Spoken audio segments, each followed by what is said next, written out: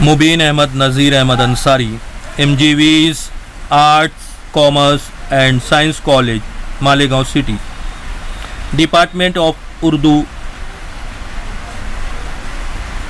Subject Urdu class FY BCom semester first. آج کا ہمارا عنوان ہے افسانے کا فن۔ کہانی کہنا اور سننا انسان کی فطرت میں داخل ہے۔ داستان، ڈرامہ، ناول اور افسانے کہانی کے ہی مختلف روپ ہیں۔ ڈرامے کو قدیم ترین صنف ہونے کا اعزاز حاصل ہے تو افسانہ جدید ترین اور مقبول ترین صنف سخن ہے۔ مختصر افسانہ یا افسانہ مغرب کی دین ہے۔ 19ویں صدی کے آغاز میں واشنگٹن ارون نامی شخص نے اسکیچ بک لکھ کر اس صنف کی بنیاد ڈالی۔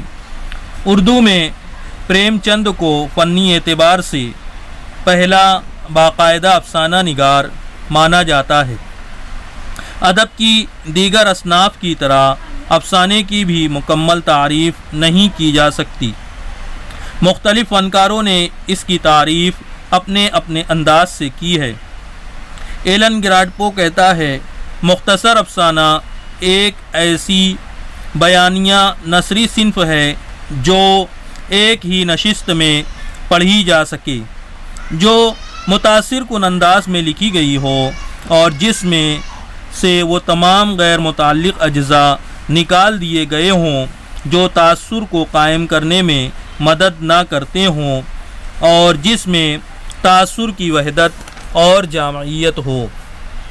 اس سلسلے میں ایک اور نقاد کا کہنا ہے کہ افسانہ ایک ایسی فکری داستان کو کہتے ہیں جس میں ایک خاص کردار، ایک خاص واقعہ، ایک تجربے یا ایک تاثر کی وضاحت کی گئی ہو، نیز اس کے پلاٹ کی ترتیب اس قدر منظم طریقے سے کی گئی ہو کہ تاثر کی وحدت قائم رہے۔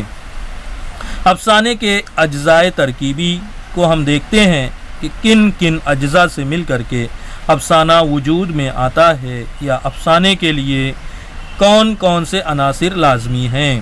افسانے میں وہ تمام اجزاء شامل ہوتے ہیں جو ناول کا حصہ ہیں، لیکن اختصار اور وحدت تاثر افسانے کی سب سے اہم خوبی ہے، لیکن بدلتے ہوئے حالات کے تحت ان اجزاء کی اہمیت کا انکار و اقرار کیا جاتا رہا ہے اور ان کے برتنے کا انداز بھی وقت کے ساتھ تبدیل ہو۔ ذیل میں افسانے کے اجزاء ترکیبی دیے جا رہے ہیں۔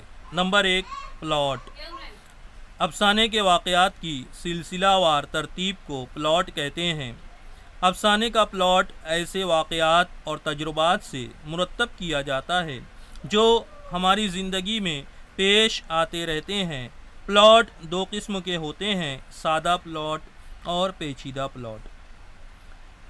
افسانے کا دوسرا جز ہے کردار نگاری۔ ناول کی طرح افسانے میں بھی کردار ضروری ہیں، لیکن افسانے میں کردار کی پوری زندگی اور جزیات کی بجائے ان کی زندگی کا ایک ہی واقعہ یا رخ پیش کیا جاتا ہے، لیکن وہ اس قدر پر اثر ہوتا ہے کہ اس کے ذریعے ہم کردار کی پوری زندگی سے آگاہ ہو جاتے ہیں۔ مختصر افسانے میں چند ہی کردار پیش کیے جاتے ہیں، جس کی وجہ سے افسانہ نگار کو بڑی محنت کرنی پڑتی ہے۔ غلام عباس کی کہانی آنندی میں کوئی مرکزی کردار نہیں ہے۔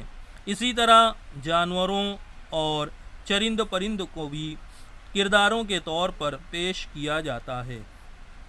افسانے میں اہم کرداروں کے علاوہ کچھ ذیلی کردار بھی ہوتے ہیں جو واقعات کی تکمیل میں مددگار ثابت ہوتے ہیں، لیکن ان کرداروں کو زیادہ اہمیت یا تفصیل کے ساتھ پیش نہیں کیا جاتا۔ افسانے کا تیسرا رکن ہے مکالمہ نگاری۔ انسان اپنی زبان کے نیچے چھپا ہوتا ہے، اسی طرح افسانے کے کرداروں کی سیرت اور شخصیت، سوچ و فکر ان کے مکالموں کے ذریعے سامنے آتی ہے۔ کرداروں کو پروان چڑھانے اور ان کے ارتقاء کے لیے افسانہ نگار مکالموں کا ہی سہارا لیتا ہے۔ افسانے کے مکالموں کا لب و لہجہ سادہ، فطری، برجستہ اور شگفتہ ہونا چاہیے۔ خوشی و مسرت، رنج و غم کے مواقع پر لہجے کے آہنگ میں فرق کرنا لازمی ہے۔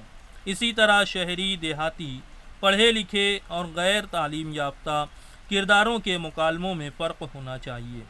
افسانے میں وقار اور سنجیدگی کی فضا کو قائم رکھنے کے لیے مکالموں میں تہذیب اور شائستگی کا پاس رکھنا بھی ضروری ہے۔ افسانے کا چوتھا جز ہے وحدت تاثر۔ وحدت تاثر افسانے کی سب سے اہم خوبی ہے۔ فنی لحاظ سے ضروری ہے کہ ایک افسانہ وحدت تاثر کا حامل ہو۔ وحدت تاثر پیدا کرنے کے لیے افسانے میں صرف کسی ایک واقعہ یا پہلو پر روشنی ڈالی جاتی ہے۔ اگر کئی واقعات یا پہلو ہوں تو افسانے میں فنی خرابیاں در آتی ہیں۔ افسانے میں وحدت اور تاثر افسانے میں تاثر کی وحدت اور اتحاد ہو تو اس کی طوالت بھی قاری کو گراں نہیں گزرتی۔ وحدت زمان و مکان اور وحدت عمل بھی افسانے کی نمایاں خوبیاں ہیں۔ وحدت زمان و مکان سے مراد افسانے واقعات اور وقت میں مطابقت ہو، اور وحدت عمل سے مراد افسانے کے کرداروں کے افعال میں ان کی فطرت کے مطابق یکسانیت ہونی چاہیے۔ یہ بھی کہا جاتا ہے کہ افسانے میں پیش کیا جانے والا تاثر جس قدر شدید اور توانا ہوگا، افسانہ اسی قدر کامیاب ہوگا۔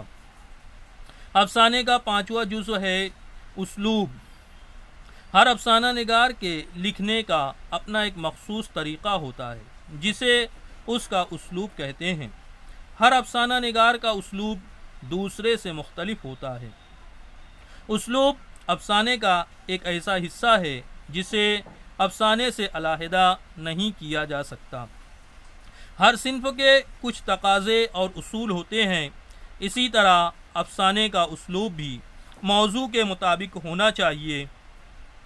افسانہ ایجاز و اختصار کا فن ہے، اس لیے اس میں بیجا طوالت اور الفاظ کا بے دریغ استعمال نہیں ہونا چاہیے۔ بعض افسانہ نگار اپنی علمیت جھاڑنے کے لیے ایسی زبان استعمال کرتے ہیں جس سے افسانے کا فطری بہاؤ متاثر ہوتا ہے، اور تصنع اور بناوٹ کی وجہ سے افسانے کا اثر ختم ہو جاتا ہے۔ افسانے کا چھٹا جز ہے نقطۂ نظر یا فلسفہ حیات۔ ہر انسان کا زندگی کے تئیں ایک نقطۂ نظر ہوتا ہے جس کے ذریعے وہ زندگی کو دیکھتا ہے اور دکھاتا ہے۔ اسی طرح ہر افسانہ نگار کا بھی اپنا ایک منفرد زاویہ حیات ہوتا ہے، اور اس نقطۂ نظر کو سامنے رکھتے ہوئے فنکار اپنی تخلیق کو پیش کرتا ہے۔ مثلاً پسماندہ طبقات کی محرومی اور خستہ حالی پر اپنے نقطۂ نظر سے اہل دانش کو واقف کرانے کے لیے منشی پریم چند نے افسانہ کفن پیش کیا۔ اسی طرح ڈپٹی نذیر احمد نے اپنی تخلیقات میں اپنے نظریہ حیات کو پیش کیا ہے۔ لیکن فنکاری کا کمال یہ ہے کہ افسانہ نگار اپنی تخلیق میں نقطۂ نظر کو زیادہ نمایاں یا فن پر حاوی نہ ہونے دے، جیسا کہ پریم چند نے اپنے افسانے کفن میں اپنے فن کو غالب رکھا ہے اور نقطۂ نظر کو بھی اعتدال کے ساتھ بیان کیا ہے۔ یہی افسانہ نگاری کے فن کی معراج ہے۔ افسانہ نگاری کا ساتواں جز ہے مرکزی خیال۔ ہر افسانے کا ایک مرکزی خیال ہوتا ہے اور افسانہ اسی کے گرد گھومتا ہے۔ افسانے کے مرکزی خیال سے افسانہ نگار کے ادبی رویے، ادبی وابستگی اور اس کے تصور حیات و کائنات کی نشاندہی بھی ہوتی ہے۔ مرکزی خیال میں جس قدر گہرائی و گیرائی ہوگی، افسانہ اتنا ہی کامیاب ہوگا۔ یہ تھے افسانے کے اجزاء۔